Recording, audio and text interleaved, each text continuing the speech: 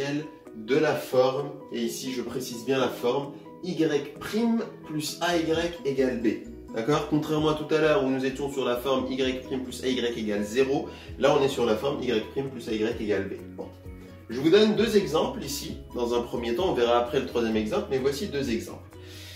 Trois étapes à connaître par cœur, que je vais répéter plusieurs fois, mais il faut les connaître. Première étape, on va devoir faire en sorte de transformer cette équation pour obtenir la même forme que celle du cours, c'est-à-dire y' plus ay égale b. Deuxième étape, reconnaître petit a et petit b. Et enfin, troisième étape, appliquer donc le théorème du cours afin de déterminer l'ensemble des solutions de cette équation différentielle. Ça marche? Allez, c'est parti. Donc notre première équation différentielle, y' égale 4y moins 7. On remarque bien qu'on n'est pas exactement donc, de la même forme que y' plus ay égale b. Qu'est-ce qu'il va falloir faire? Eh oui, passer le 4y de l'autre côté. Donc il se situe à droite, on va le faire passer à gauche. Donc ça va devenir moins 4y. On était sur plus 4y, ça passe de l'autre côté, ça devient moins 4y. Voilà ce que devient notre équation différentielle, y' moins 4y égale moins 7.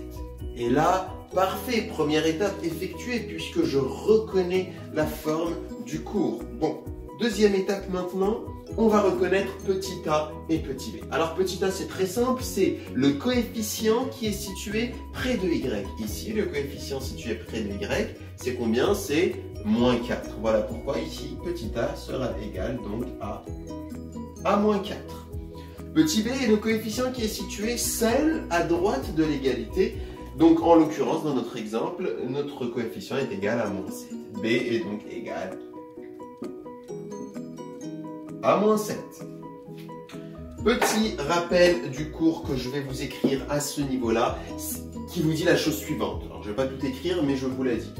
Si nous avons une équation différentielle de la forme y' plus ay égale b, alors les solutions, et je dis bien les solutions, puisqu'elles sont au nombre de plusieurs, les solutions se mettront sous la forme, donc y de x égale grand C exponentielle de moins ax, vous reconnaissez la première partie, celle des deux premiers savoir-faire, plus, et là on va rajouter une deuxième partie, plus b sur a. Voilà l'expression de l'ensemble de vos solutions de cette équation différentielle.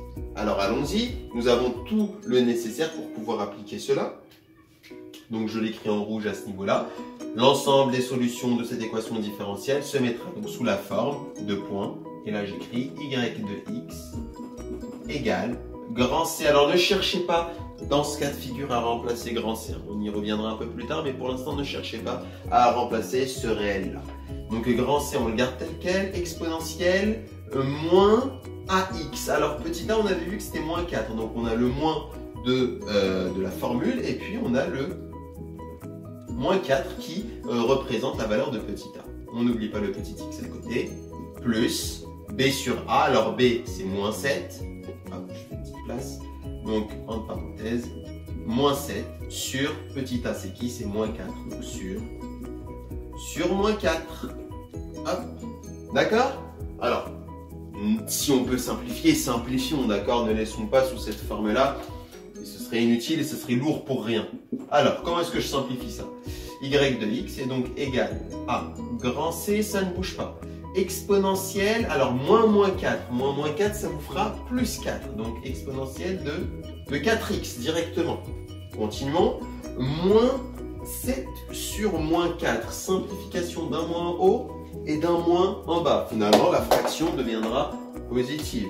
Donc ça deviendra plus 7 quarts. Voilà le résultat.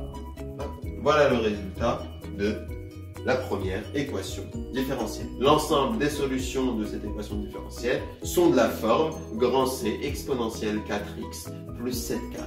Grand C appartenant donc au réel. Ça marche? Allez, c'est parti pour la deuxième.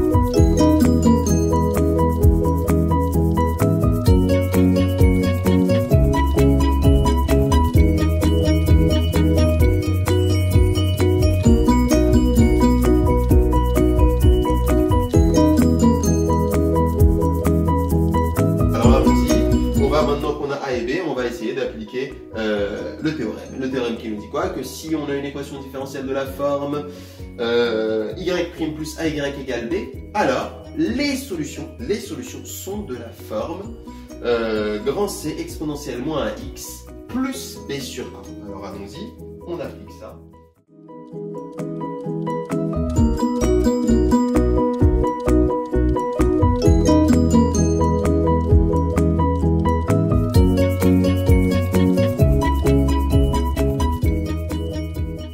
Et là, nous avons la forme de nos solutions, grand C appartenant à l'ensemble des réels. Allez, on va terminer avec le savoir-faire numéro 4. Ce savoir-faire, sa première étape est toujours la même que ce qu'on a fait jusqu'à présent, c'est-à-dire essayer de résoudre l'équation différentielle. Par contre, là où ça va un petit peu évoluer, c'est que jusqu'à présent, je ne vous demandais pas de déterminer une valeur possible pour grand C. Eh bien, dans ce cas de figure, dans le savoir-faire numéro 4, je vais vous demander donc de me donner son résultat, sa valeur. Et ce résultat, comment est-ce que je vais l'obtenir? À l'aide d'une information essentielle. Laquelle?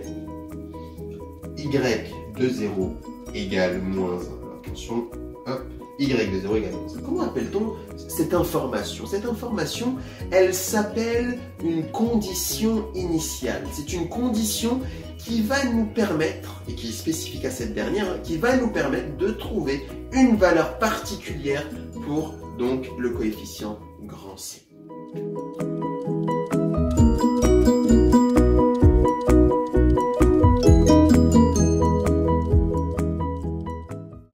Donc pour le moment, voilà qui est donc notre expression y de x. Ça c'est un ensemble de solutions, c'est plusieurs solutions avec différentes possibilités prises par la valeur C. Bon. Sauf que, on vous le disait tout à l'heure, enfin je vous le disais tout à l'heure, on a une condition initiale dans l'énoncé qui nous dit que y0 est égal à moins 1. Cette condition initiale, c'est elle qui va nous permettre de basculer en réussissant à déterminer la valeur prise par le grand C. Alors comment est-ce qu'on fait? C'est très très simple, on va uniquement devoir résoudre une équation. Alors là,